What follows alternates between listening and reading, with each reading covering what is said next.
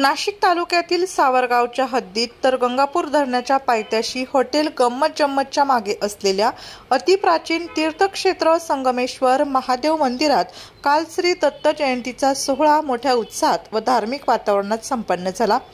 मार्गशीर्ष महिन्यातील प्रमुख सण म्हणजे श्री दत्तात्रय जयंती। मार्गशीर्ष पौर्णिमेला ब्रह्मा, विष्णू आणि महेश यांचा अवतार असलेल्या भगवान दत्तात्रयांची जयंती साजरी केली जाते। श्री दत्त जयंतीनिमित्त विविध भाविक भक्तांनी ब्रह्मवृंदांच्या साक्षीने विधिवत श्री दत्त याग यज्ञ महापूजा करून श्री दत्त जन्म महोत्सव साजरा केला। तर संगमेश्वर महादेव मंदिर ट्रस्ट, सावरगाव ग्रामस्थ तसेच विविध भाविक भक्तांच्या सहकार्याने श्री दत्त जयंती सोहळ्यानिमित्त महाप्रसादाचे आयोजन करण्यात आले। श्री दत्त जयंतीनिमित्त संगमेश्वर महादेवाच्या पिंडीसह गाभाऱ्यातही आकर्षक अशी फुलांची सजावट अरुणा पानसरे व सोनाली पाटील यांच्या वतीने करण्यात आली होती। अतिप्राचीन अशा तीर्थक्षेत्राचा पुन्हा नावलौकिक वाढावा, अधिकाधिक भाविकांनी त्याचा लाभ घ्यावा असं आवाहन जय बाबाजी सूर्यवंशी महाराज यांनी केलं।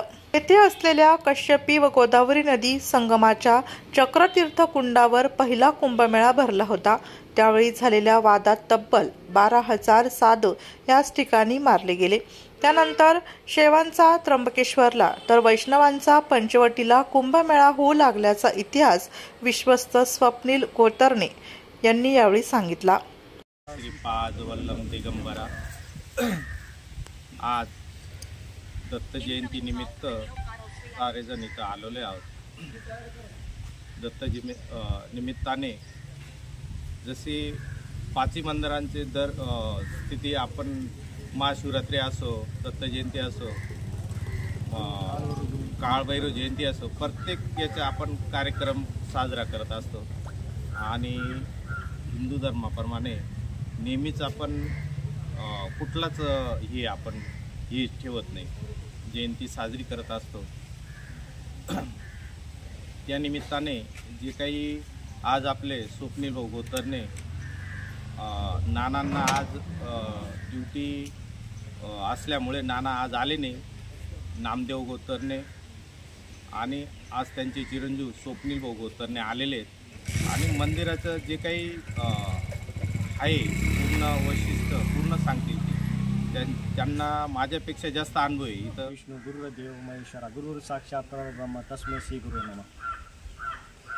या संगमेश्वर महादेव मंदिर ट्रस्ट सावरगाव आयोजित श्री दत्त जयंती हा उत्सव मोठ्या उत्साहाने इथे पहिले पूजेचा मानकरी सावरगाव ग्रामस्थांचा असतो या ठिकाणी। तसेच हे पहिलं कुंभमेळा झालेले स्थान आहे। या ठिकाणी त्याचा पुरावा म्हणून इकडे चक्रतीर्थ कुंड आहे, जे 9 मोहऱ्या जिथं वसलेले आहे त्या ठिकाणी चक्रतीर्थ कुंड आहे आपले।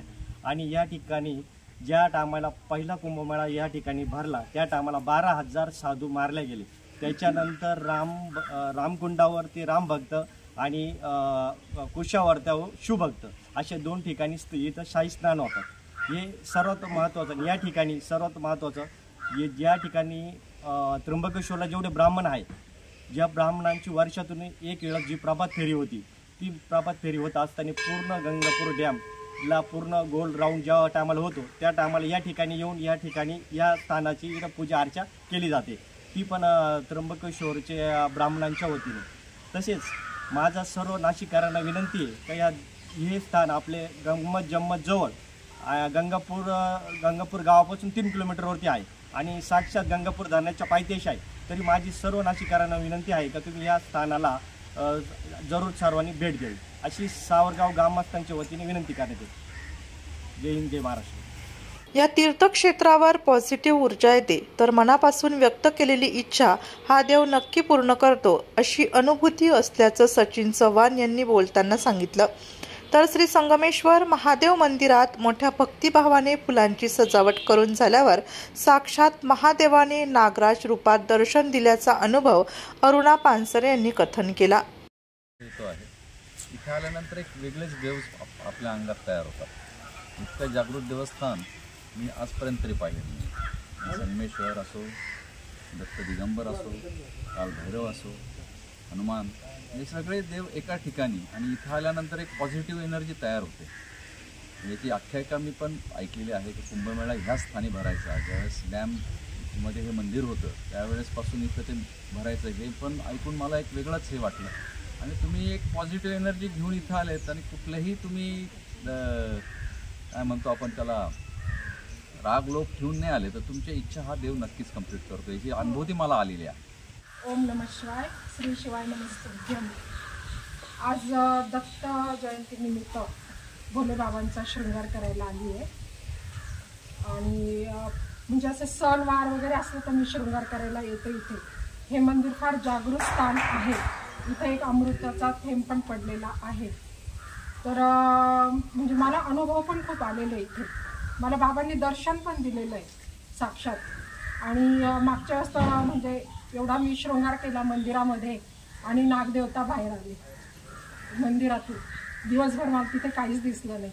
पूर्ण सगळं मी साफसफाई केलेली होती आणि रात्री मंदिरातून इथं हवन चालू होतं आणि मंदिरातून नागदेवता आली. तर बाबा इथं प्रचिती देतातच.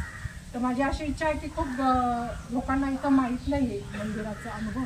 तर खूप साऱ्या लोकांनी यावं इथं, अशी माझी खूप इच्छा आहे मनापासून. करते मनोभावे आणि श्रद्धा आणि आस्था विश्वास. आणि बाबा खरंच दर्शन देतात. मला खूप अनुभव आलेले इथे. आणि 4 मंदिरांमध्ये जाते मी, संगमेश्वर, कौसलेश्वर, दारणेश्वर आणि रामेश्वर मंदिरामध्ये. या संगमेश्वर महादेव मंदिराच्या निसर्गरम्य अशा 5 एकराच्या प्राचीन तीर्थक्षेत्रात श्री कालभैरवनाथ मंदिर, श्री हनुमान मंदिर, श्री दत्त मंदिर तसेच मुंजोबा मंदिर आहे.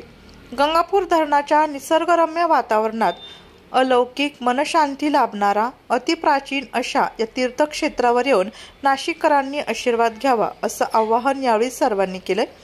श्री संगमेश्वर महादेव मंदिर ट्रस्टचे अध्यक्ष नामदेव गोतरणे व इतर पदाधिकाऱ्यांच्या मार्गदर्शनात या ठिकाणी जय बाबाजी सूर्यवंशी महाराज हे दैनंदिन पूजापाठ तसेच देखभालीचे कार्य मोठ्या भक्तिभावाने पार पाडत आहे. या श्री दत्त जयंती सोहळ्यानिमित्त सचिन चव्हाण, दिनेश कोठावदे, समाधान शेवाळे, शांताराम टिकले, चेतन ठाकरे, नितीन थोरात, प्रसाद सूर्यवंशी, अरुणा पानसरे, सोनाली पाटील, स्मिता शेवाळे, जयंती वाघ आदींसह असंख्य भाविक भक्त मोठ्या संख्येने उपस्थित होते.